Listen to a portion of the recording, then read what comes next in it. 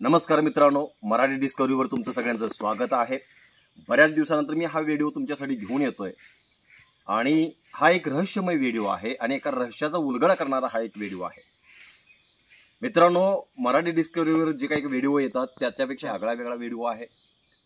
हा व्हिडिओ एवढ्यासाठी मी तुमच्यासाठी करतोय की बऱ्याचदा समाजामध्ये काही गैरसमज पसरलेले आहेत आणि ते एका ग्रंथाबाबत पसरलेले आहेत आणि त्या ग्रंथाचं नाव आहे नीळावंती। म्हणजे बऱ्याचदा जंगलामध्ये जी मंडळी माझ्याबरोबर फिरण्यासाठी येतात, ज्यांना मी जंगल सांगतो, ती मंडळी नक्की मला विचारतात की सर, तुम्ही नीळावंती ग्रंथ वाचलेला आहे का, किंवा त्या ग्रंथाच्या बाबत तुम्हाला काय माहिती आहे का। ऍक्च्युली जंगल सांगत असताना तुम्हाला नीळावंती ग्रंथाची काही गरज नसते। जंगलाचा अनुभव हेच तुमची नीळावंती असते। जंगलाचं ज्ञान, जंगलाची संस्कृती अर्थात वन संस्कृती हीच नीळावंती तुमची असते आणि त्या अनुभवातून तुम्ही एक जंगलाचं विश्व तुम्ही इतरांच्या समोर मांडत असता। आणि म्हणून नीळावंतीची गरज जरी मला नसली तरी मात्र तो प्रश्न माझ्या डोक्यामध्ये राहिला की काय आहे नीळावंती, कशा संदर्भात आहे ही नीळावंती। आणि मग याचा शोध घेण्याचा मराठी डिस्कवरीने थोडासा प्रयत्न केला।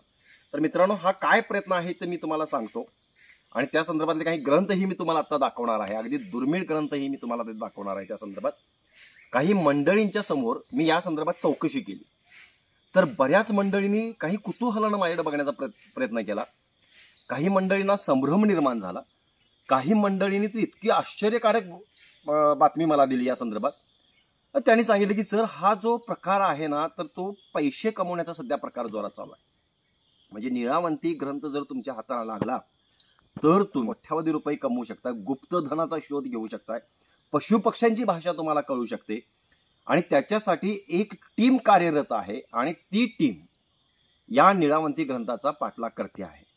समाज व्यवस्थेमध्ये दुसरी गोष्ट अशी एक समजली की जी व्यक्ती नीळावंती ग्रंथ वाचते ती व्यक्ती एकतर वेडी झालेली आहे किंवा तिला मरण आलेलं आहे। म्हणजे नीळावंती ग्रंथ हा रहस्यमय तर आहेच, पण त्याचा शेवट कसा झाला, कोणत्या पद्धतीने झाला या संदर्भात कोणालाही माहिती नाही। पण काही लोक सांगतात की या गावामध्ये अशी एक व्यक्ती होती, त्याने तो नीळावंती ग्रंथ वाचला होता, तो वेडा झाला होता आणि तो घर सोडून गेला होता। हे सगळं सांगतात बऱ्याच ठिकाणी, पण प्रत्यक्ष वाचताना पाहिलाय का, तर त्याचं उत्तर नाही असं येतं। मग मुळात त्याचा शोध घेण्याचा प्रयत्न मराठी डिस्कवरीने केला। आता या ग्रंथाचा निर्माता कोण आहे, तर मित्रांनो, या ग्रंथाचा निर्माता आहे अर्थात एक निर्मिती करणारी एक व्यक्ती आहे आणि ती म्हणजे आहे यक्षिणी। आता पुन्हा एक प्रश्न पडतो की यक्षिणी हे तुम्ही नाव बऱ्याचदा पुस्तकामध्ये ऐकलेलं असेल, बऱ्याचदा देवळांच्या मध्ये त्या काही मूर्त्या यक्षिणीच्या पाहिलेल्या असतील की जिच्या हातामध्ये फुलांचा असं गुच्छ असतो किंवा झाडांची अशा पानं वगैरे अंगाला लपेटलेली असतात, अशा त्या यक्षिणी असतात। मग ह्या यक्षिणीचा शोध घेणं गरजेचं होतं। या यक्षिणीचा शोध जेव्हा घेतला तेव्हा यक्षिणी ह्या कोण होत्या, तर माणूस आणि देव यांच्या मधल्या व्यक्तिरेखा होत्या। मग ह्या व्यक्तिरेखा राहत होत्या कुठं, ऋषी काळामध्ये त्यांचं काय काम चालू होतं, तर मुळात ह्या व्यक्ती वन संस्कृतीच्या पालन करणाऱ्या होत्या। म्हणजे यक्षिणी यांना वनाची भाषा येत होती, ह्या यक्षिणी ही वनकन्या होत्या। यक्षिणींना पशु पक्ष्यांची भाषा येत होती, त्यांना त्यांचं गुपित रहस्य त्यांना कळत होतं। जे स्त्री रूप असेल तर यक्षिणी आणि पुरुष रूप असेल तर यक्ष, ही एक संस्कृती समाजात होती। ही एक संस्कृती जंगलामध्ये होती, वनामध्ये होती आणि ती त्या वनाचं रक्षण करत होते। तर अशा यक्षिणीने तो एक ग्रंथ लिहिला होता आणि तो ग्रंथ मानवाच्या हाताला लागू नये म्हणून एका यक्षानं व्यापाऱ्याचं रूप घेतलं आणि त्या व्यापाऱ्याच्या रूपानं तो त्या यक्षिणीच्याकडून तो ग्रंथ आपल्या ताब्यामध्ये घेतला होता। युट्यूबवर जर जिथं तुम्ही जाल ना, तर तिथं या गोष्टी तुम्हाला दिसणार नाहीयेत, पण त्या व्यापाऱ्याची गोष्ट तुम्हाला दिसेल, एका प्रेतात्म्याची गोष्ट तुम्हाला दिसेल, तो एखादी पिशाच्याची गोष्ट तुम्हाला दिसेल। तो पिशाच्या त्या वनकन्याला सांगतो की तू यक्षिणी आहेस, तू मानव योनीमध्ये कशी काय आलीस।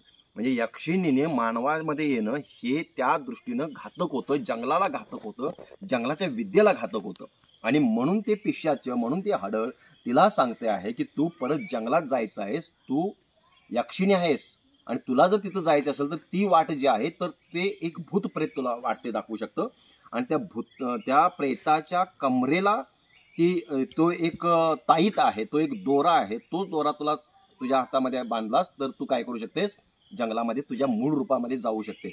आणि ती कथा तशी पुढे जाते. याच्या पलीकडे आणखीन एक मोठी कथा आहे, मला या व्हिडिओमध्ये कथा नाही सांगायची, पण काय आहे मग आता काय होतं की या निळावंतीचा शोध घेत असताना ही मौखिक कथा पुढे चालू झालेली आहे. ऋषी काळामध्ये जर तुम्ही मूळचा विचार केला तर ऋषी काळामध्ये याचा शोध त्यावेळी घेतला गेला होता. ऋषीने काही याचा शोध घेतला होता आणि त्याचं सुंदर उदाहरण मारुती चित्तमपल्लीने आपल्या या निळावंती पुस्तकामध्ये सुद्धा दिलेलं आहे.